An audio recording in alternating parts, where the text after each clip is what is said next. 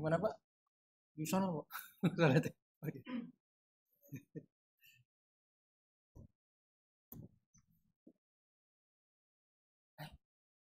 Rana.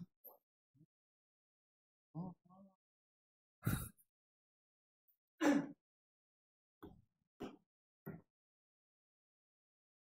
kita butuh seruput-seruput.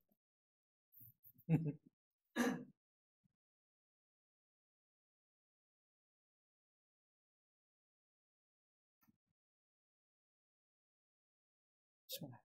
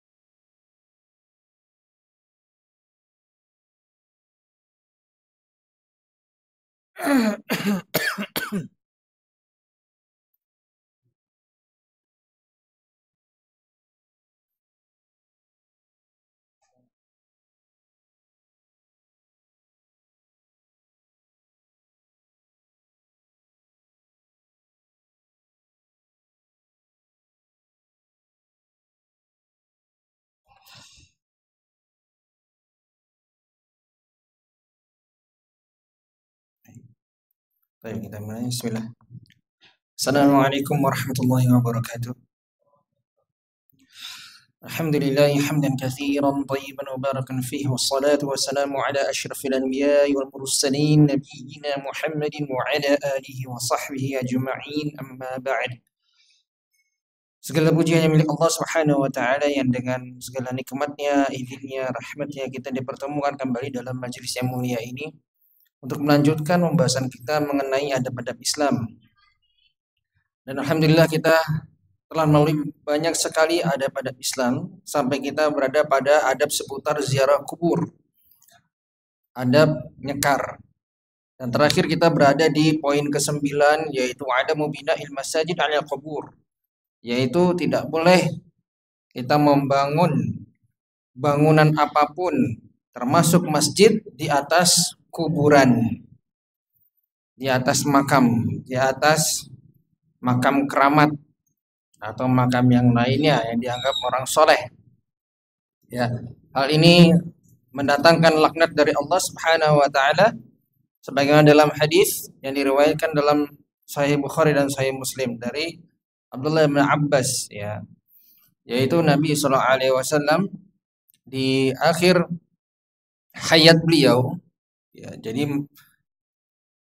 beliau berwasiat, beliau mengatakan, Nabi sallallahu alaihi wasallam bersabda, la'natullahi 'alal yahudi wan nasara. Allah melaknat Yahudi dan Nasara. Kenapa?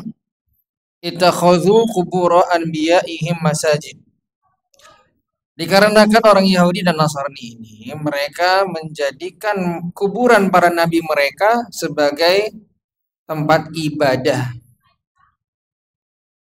Jadi kuburan para nabi mereka sengaja buat seperti masjid. Ya. Masjid itu maksudnya di sini adalah bukan masjid kayak kita gini, tempat ibadahnya mereka. Maka Nabi SAW benar-benar memberikan warning. Ya. Ini jangan sampai terjadi kepada makamnya Nabi Sallallahu Alaihi Wasallam.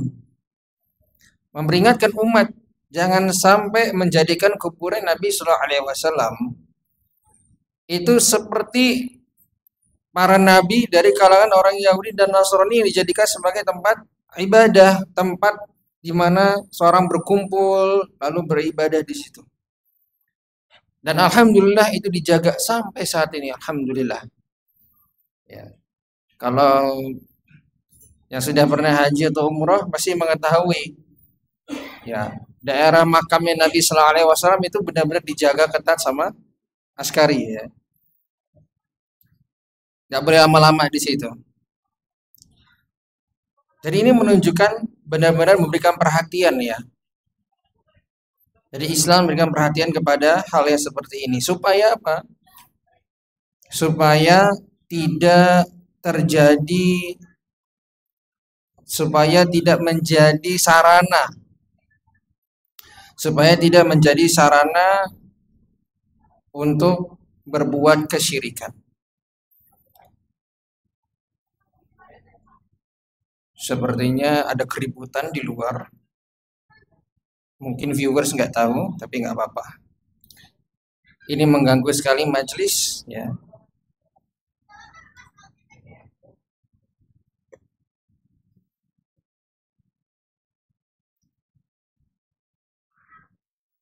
Mari kita tunggu sejenak. Kita yang mengalah. Isbiru wasabiru. Innallaha ma'as sabirin. Sesungguhnya Allah Maha bersama orang yang sabar.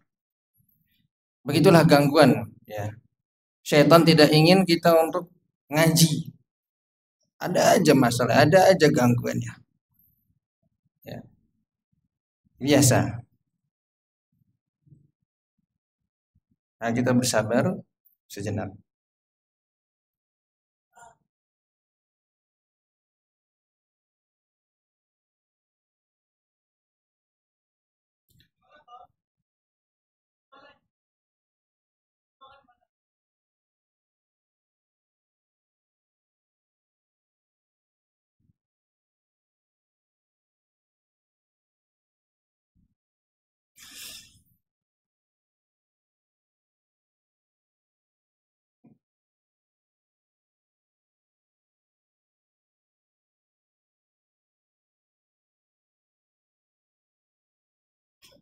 Baik. Kembali. Hal ini menunjukkan bahwasanya memang terlarang. Perbuatan terlarang dalam Islam adalah membangun bangunan di atas kuburan. Hal itu juga menunjukkan bahwasanya memang ahlul kitab, ya, itu merupakan orang-orang yang sesat,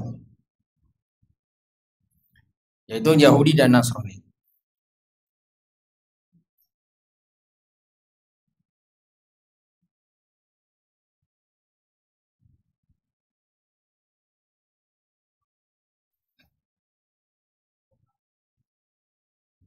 Kemudian juga hadis tersebut menunjukkan betapa Nabi SAW ingin menjaga umatnya dalam perkara tauhid, ya, mengesahkan Allah Subhanahu Wa Taala dalam ibadah.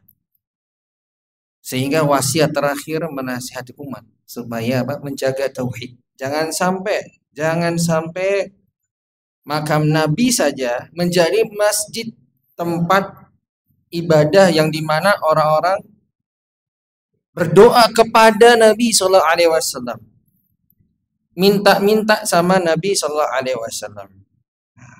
Jangan sampai demikian. Seperti hal berikut ini. Mari saya tunjukkan. Nah, inilah yang terjadi dalam kehidupan nyata. Saya berikan contoh nyata, fakta konseptual, ya, di mana terjadilah bangunan di atas kuburan, nyaman, biasanya ada yang pakai AC, ada yang enggak, AC alam gitu. Dan sampai dijadikan tempat ibadah. Mana? Ini sujud ke kiblat, bukan. Bukan. Apa ini Ka'bah? Bukan juga. Itu makam yang dikeramatkan. Saya bisa lihat rusaknya tauhid sebagian kaum muslimin. Kita bisa lihat. Ini bukan editan, ini enggak diedit sama sekali. Bisa dicek nanti pakai software misalnya. Kan apa-apa. Ini real. Coba saksikan ini. Ya. Pakai karpet kayak masjid. Karpet gini. Lantainya sudah dikarpetin. Ada pajang foto dan sebagainya. Nyaman. Memang sengaja dibuat seperti itu supaya orang bisa baca Al-Quran di situ, lama-lama berdoa, kemudian sampai mungkin ada yang minta-minta, kita nggak ada yang tahu di situ. Sampai ini melakukan sujud kepada kuburan. Nauzubillah min dzalik. Ini perbuatan yang dilarang dalam Islam. Sujud kita hanya kepada Allah Subhanahu wa taala. Bangun lagi. Ini yang sebenarnya dari pertemuan yang lalu ya. Coba kita lihat. Betapa mewahnya kuburan ini. Ya, inilah yang dilarang di dalam Islam. Ini dilarang di dalam Islam. Laknat Allah Subhanahu wa taala kepada orang Yahudi dan Nasrani karena melakukan perbuatan demikian. Kalau nabi saja dilarang, apalagi derajatnya di bawah nabi gitu. Seorang dia mengatakan makam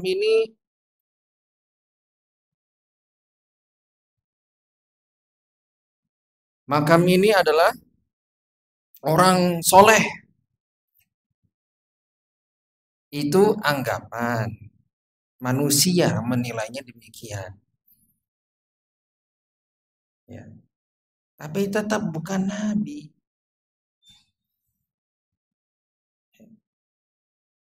Nah, ini yang perlu diperhatikan dan perlu menjadi hal yang perlu didakwahkan kepada saudara-saudara kita yang lainnya.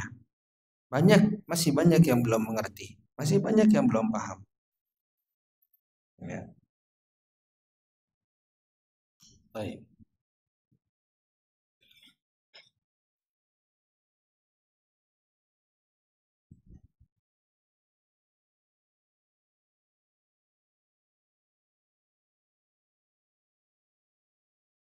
Yang berikutnya adalah adamul masyi fil maqabir bil hidad. Yaitu tidak memakai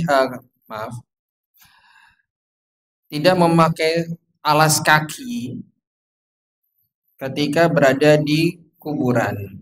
Nah, tidak memakai alas kaki. Ini adab yang berikutnya, adab ke-10. Ya. Hadis riwayat Imam Abu Daud dengan sanad yang hasan di mana sahabat ya Bashir bin Khasasiyah radhiyallahu anhu semoga Allah meridhoinya mengatakan kuntu amshi ma'a Rasulillah sallallahu alaihi wasallam, dulu saya pernah berjalan bersama Rasulullah sallallahu alaihi wasallam. Famarra 'ala qubur al-muslimin, kemudian kami melewati kuburan kaum muslimin. Ya. Faqal walaqad sabaqa haula'i syarran katsira. Ya. Lalu Nabi SAW mengatakan ada banyak kejahatan yang mereka lewatkan. Ya. Artinya apa? Ya karena sudah banyak kebanyakan kebaikan yang telah mereka kerjakan dan berhenti. Sehingga kejahatan tidak menambah lagi. Karena sudah meninggal. Sehingga tidak ada kejahatan yang mereka lakukan. Kemudian tsumma marra 'ala qubur al-musyrikin. Kemudian berjalan lagi melewati kuburan musyrikin. Saya kasih titik di sini dulu, yang berarti menunjukkan bahwasanya bolehnya kita pergi ke makam non muslim. Boleh. Bukan tidak boleh, boleh. Ya. Di sana kita juga bisa mengingatkan kita kepada kematian. Sama, fungsinya sama. Ketika kita pergi ke makam, tujuannya adalah mengingatkan kita kepada kematian, kepada hari akhir, kepada nikmat kubur dan siksa kubur, gitu. Supaya hati kita menjadi lembut. Kadang kita terlalu sibuk dengan urusan dunia, ya. Sehari-hari sibuk lupa zikir, cuma ingat sholat, sholat pun itu kalau sudah terlambat ingatnya.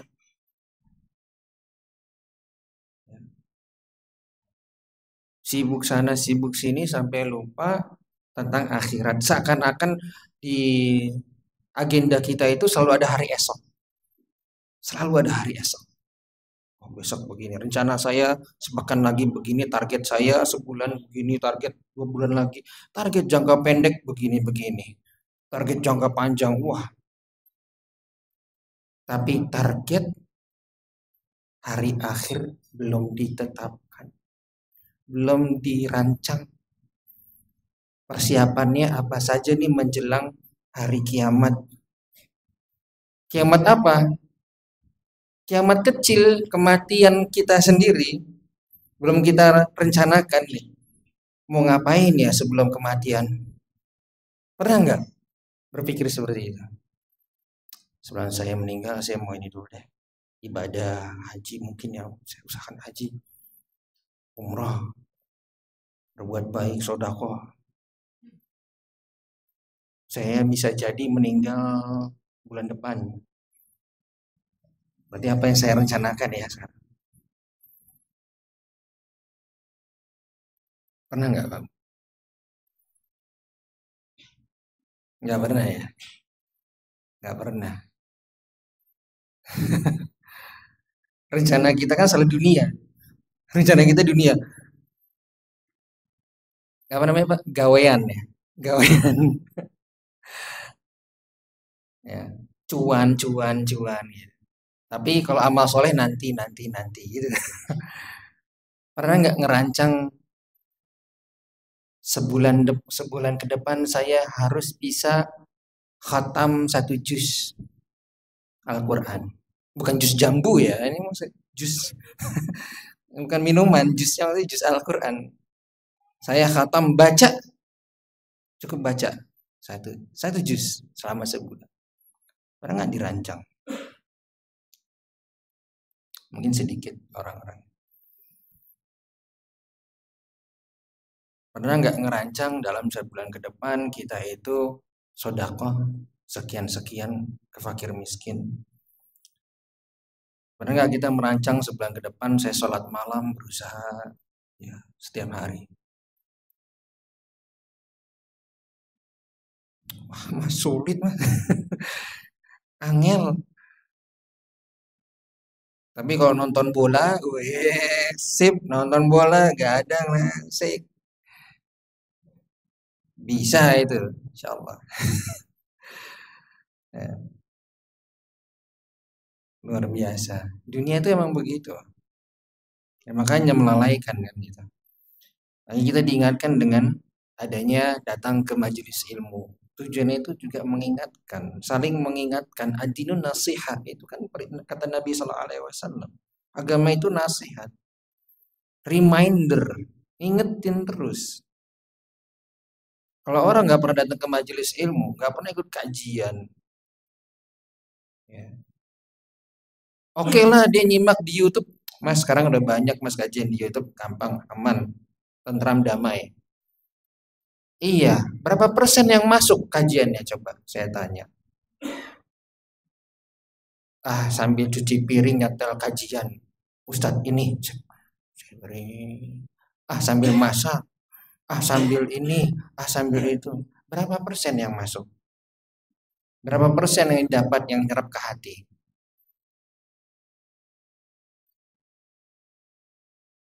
Nanti habis ditutup YouTube-nya lah. Tadi dengerin apa? Kajian apa? Ada ustadznya bagus pokoknya. Ya pokoknya tentang temanya itu ya bagus lah kayaknya. Coba cek aja di historinya, coba nih. Lupa, nggak tahu apa yang dipelajari, apa yang diambil.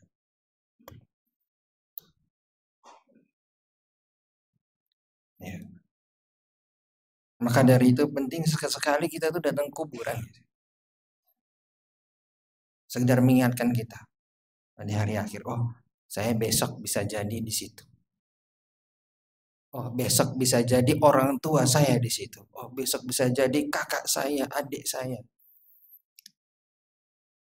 Apa yang seharusnya saya ingatkan kepada keluarga saya ya? Pada diri saya. Makanya kan Allah Subhanahu wa taala berfirman apa? Ya ayyuhalladzina amanu hai orang-orang yang beriman qu anfusakum wa ahlikum nar. Kan gitu, jagalah dirimu, keluargamu dari api neraka.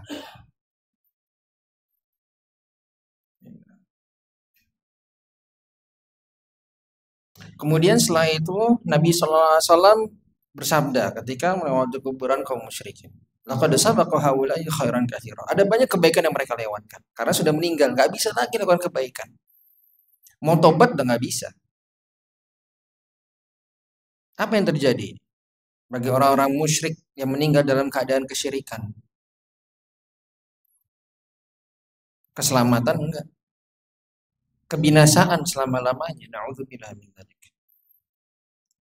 Innahu may yusyrik billahi faqad harramallahu 'alaihi jannah wa ma'wahu nar. Kan begitu ayatnya. Orang yang barang siapa yang berbuat syirik kepada Allah Subhanahu wa taala, dia mati dalam keadaan kesyirikan, Allah larang dia masuk surga. Dilarang. Bukan saya yang melarang, Allah Subhanahu wa taala yang melarang. Jelas di dalam Al-Qur'an seperti itu, loud and clear. Nah, gitu. Bahasa sekarang kan gitu yang sekarang tersebar luas. Ya, maka orang yang musyrik sudah meninggal, nggak bisa lagi buat kebaikan. Mau tobat juga udah nggak bisa. Baik. Fahanat minhu, kemudian fara'a rajulan yamshi bainal quburi fi na'lain. Enggak sengaja Nabi SAW melihat ada orang berjalan ya di pemakaman situ pakai sendalnya, pakai alas kakinya. Faqala, kemudian Nabi SAW mengatakan, ya sahibas sibtaitain, ya sahiba as-sibtiyatain. Hei kamu yang memakai sendal, bukan maksudnya sahib di sini bukan temen ya. Kalau kita kan sahib itu kan temen ya. Temennya sendal. Bukan, maksudnya bukan temennya sendal. Ini maksudnya adalah panggilan. Memanggil orang yang pakai sendal. Hei kamu ya pakai sendal, karena kan nggak tahu namanya siapa ya orang ini. Maka ini biasanya dipanggil gitu. Kadang gitu, ini gaya orang Arab begitu. Kalau ada orang Arab, dia nggak kenal sama ente, gitu. Terus pengen manggil gitu, kadang pakai manggilnya tuh pakai sohib, gitu. Saya pernah waktu itu ditegur karena ngantuk, maaf, ngantuk di majelis bersama Syekh. Manusia ya, kadang begitu. Cuma sekedar saya merasa kayaknya nggak ada 5 detik deh saya tertutup mata gitu. Lagi bahas kitab, saya ya sepertinya sih 2 detik, tapi wallah alam ya. Mungkin bisa sejam kali saya begitu, nggak tahu, wallah alam. Ditegur sama Syekh, saya nggak kenal saya ya, karena banyak sekali tulabnya di situ. Setelah itu baru kenal namanya siapa. Tapi pas manggil saya bilangnya ya sahibun nadharah. Ya sahibun nadharah. Maksudnya apa? Sahibnya yang pakai kacamata nih. Maksudnya, kamu yang pakai kacamata. Kum. Disuruh berdiri saya. Suruh berdiri, kemudian menjawab pertanyaan.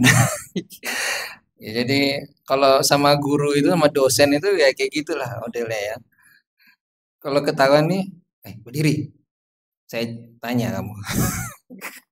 Ya luar biasa ya. Jadi benar-benar mengena. Habis itu saya nggak pernah begini, saya nggak pernah. melek terus.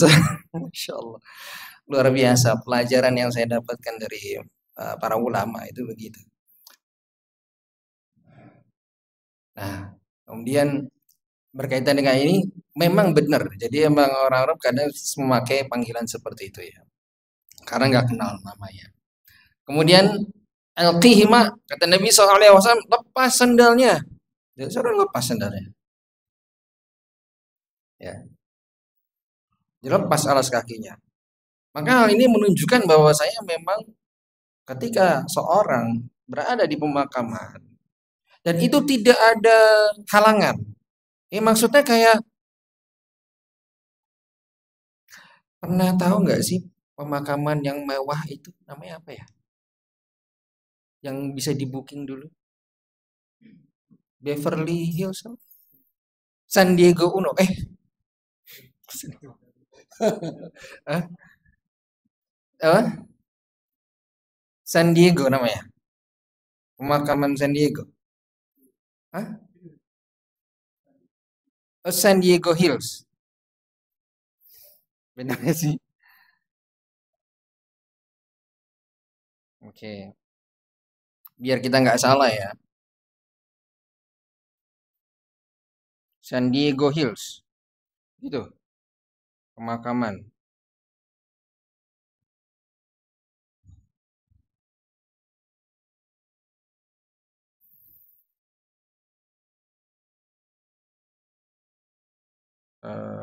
Taib. Kayaknya bukan ya Pak ya. Oh iya benar ya. Oh iya Taib.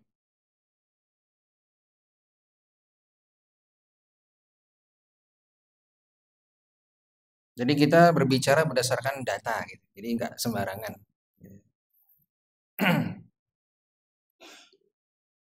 San Diego Hills, betul. Ini. Jadi pemakamannya itu luas. Ya, ada pemakaman non Muslim, ada pemakaman Muslim. Jadi emang dibedakan. Ya, ada maaf,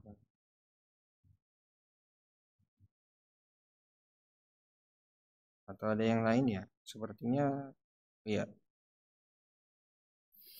Jadi ada pemakaman luas, kemudian rumput-rumput hijau, masya Allah indahnya gitu. Terus ada yang untuk ini kaflingnya non Muslim, ini kaflingnya Muslim. Indah, bagus semuanya. Kalau seperti itu nggak ada halangan ya dilepas alas kakinya. Masuk area pemakaman dilepas. Ya. Kalau misalkan ternyata pemakaman ya itu banyak ranjau, duri sana, duri sini, kemudian kerikil-kerikil, mungkin ada pecahan beling, mungkin di sana bisa jadi ada jarum, ada tusuk sate, kita nggak tahu di situ. Ya boleh silakan pakai alas kakinya, tidak mengapa. Jadi para ulama memberikan eh, tidak keras sampai derajat wajib pakai melepas alas kaki itu menjadi hal yang wajib tidak. Tapi kalau memang di sana bisa dilepas, silakan dilepas. Itu juga bagian dari menghormati orang yang sudah meninggal. Ta'zimu, nah ini dia. Yang mengagungkan, jadi kita memuliakan orang yang sudah meninggal, kaum muslimin. Jadi kalau sudah meninggal pun hidup dan matinya itu dimuliakan. Ini perlu kita ketahui. Termasuk jasad itu. Ya. Orang muslim hidup dan matinya itu dimuliakan. Itulah indahnya Islam. Baik. Karahatu al-mashi bainal qubur bini'al mutlaqan. Nah, jadi di sini beliau sampaikan bahwasanya hukumnya makruh memakai sendal. Jadi derajatnya tidak sampai haram ya, tapi hukumnya cukup sampai makruh. Karena ini berkaitan dengan adab. Jadi berarti ini masuknya ke adab. Illa li hajati. Kecuali kalau ada hajat, ada memang kebutuhan kayak tadi, ada duri, ada tanahnya becek. Nah, itu dia juga. Pemakaman tanahnya becek, mungkin habis hujan dan lain sebagainya. Nah, itu pakai alas kaki tidak mengapa. Insya Allah. Ya.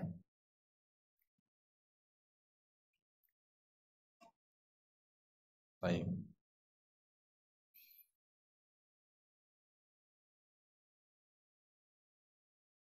Seberapa seringnya Bapak Ibu melihat orang ke makam pakai alas kaki?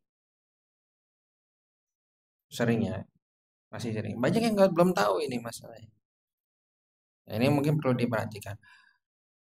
Bukan masalahnya, ya kan cuma makruh.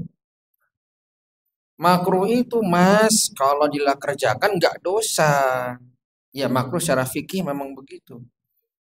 Tapi ingat, makruh itu adalah talabu tarki. Jadi dituntut untuk meninggalkan dulu, bukan mengerjakan. Definisi dari karaha itu adalah dituntut untuk meninggalkan, bukan mengerjakan. Makanya makruh dituntut ditinggalkan dulu, tidak sampai derajat haram memang. Sehingga tinggalkan itu lebih utama. Itu maksudnya gitu. Bukan mengerjakan, nggak apa-apa kerjakan gitu, bukan. Ya.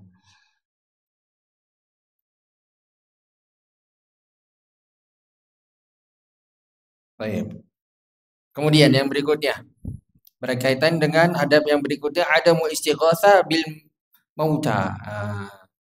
Tidak boleh istighosah kepada mayat, kepada orang meninggal. Istighosah itu apa? Ada yang namanya isti'anah, ada yang namanya isti'adah, ada yang namanya istighosah. Apa ini beda banget tiga-tiga ini istilahnya ya. Isti'anah minta pertolongan, dunia tentang dunia, akhirat, silakan. Isti'anah. Isti'adzah minta perlindungan khawatir terjadinya sesuatu yang tidak disukai. Makanya kita beristi'adzah kalau mau baca Al-Qur'an. A'udzu billahi minasyaitonir rajim. Minta perlindungan supaya jangan sampai terjadi sesuatu nantinya hal yang tidak disukai. Itu namanya isti'adzah. Berdoa sama, intinya berdoa, hanya saja tujuannya sedikit berbeda. Nah, ini istighotsah. Istighotsah artinya adalah berdoa juga, tapi minta diangkat dari bala musibah yang menimpa, yang sedang dihadapi.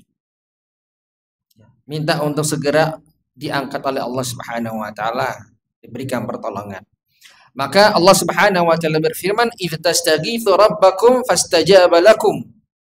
Ingatlah kalian ketika meminta pertolongan kepada Allah Subhanahu wa taala, lalu itu dikabulkan untuk kalian. Anni mumiddukum bi alfin minal malaikah murdifin. Sungguh aku akan mendatangkan bala bantuan kepadamu dengan 1000 malaikat yang datang berturut-turut. Kalau istighosahnya kepada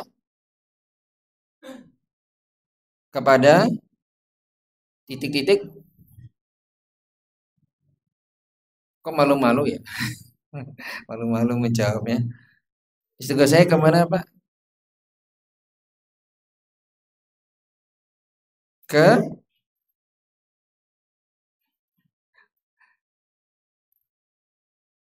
ya Mas gitu. Kemana? Istighosahnya kemana? Ke siapa? Kepada Allah Subhanahu wa taala. Kan gitu. If tastaghitsu rabbakum. Nih. Jadi kalau minta istighosa, minta pertolongan sama Allah, doa sama Allah supaya musibah ini diangkat, maka Allah akan turunkan bala bantuan. Allah akan tolong. Wa qala rabbukum ud'uni astajib lakum. Kan gitu kata Allah. Doalah kepadaku maka itu akan dikabulkan. Ke siapa? Ke Allah, bukan ke ahli kubur, penghuni kubur. Ini bahaya, ya. Dan istighosah di sini ketika istighosahnya arahkan kepada orang yang sudah meninggal, hukumnya haram, syirik. Ini bahaya. Apa yang bisa ditolong sama orang yang udah meninggal? Bisa apa? Kecuali orang ini punya keyakinan kalau si penghuni kubur ini punya ilmu sakti. Nah, meskipun dia dalam kubur, dia tuh masih hidup.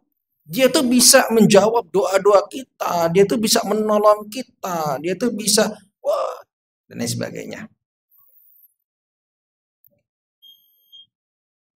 Ini bohong, khurafat, dusta. Dikubur cuma dua, disiksa atau diberi nikmat, selesai. Nggak ada urusannya sama urusan dunia lagi. Nggak bisa ngapain. Manusia juga minta sama Allah sang pencipta. Nah, gitu. Dan istighotsah yang dimaksud itu bukanlah istighotsah yang seperti ini.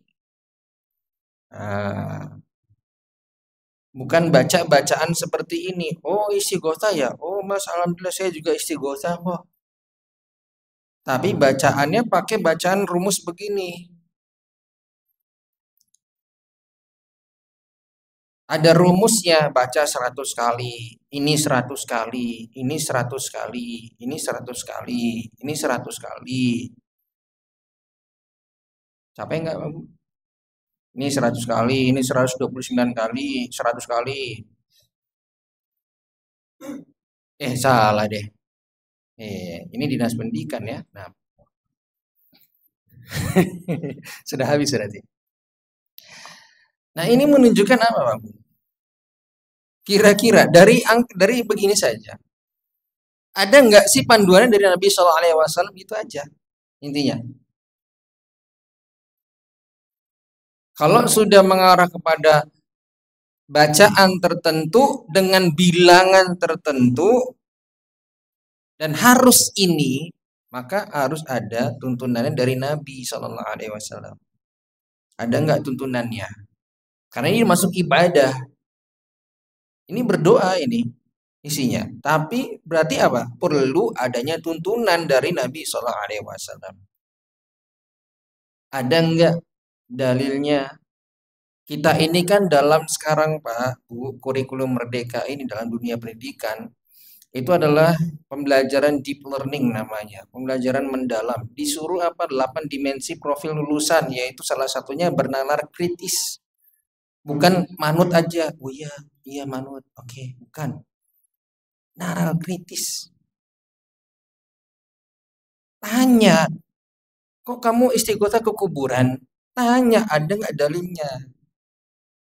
Benar nggak dalam Al-Quran ada, hadis ada. Itu baru sudah mencapai sesuai dengan apa yang diinginkan sama pemerintah. Supaya jadi Indonesia menuju Indonesia emas ini. Maka dari itu ini perlu diperhatikan. Ini bukan istighosah yang kita bahas yang dimaksud. Ya, ini jelas ini tidak diperbolehkan dan kita tinggalkan. Baik. Mungkin sudah masuk ya. Waktu salah kita cukup sampai di sini. Allah alam misal naqafi bidal qadar. Kalau ada pertanyaan nanti silakan diajukan setelah adzan. Sallallahu Nabi Muhammadin wa ala alihi wa sahbihi wasallam. Assalamualaikum warahmatullahi wabarakatuh.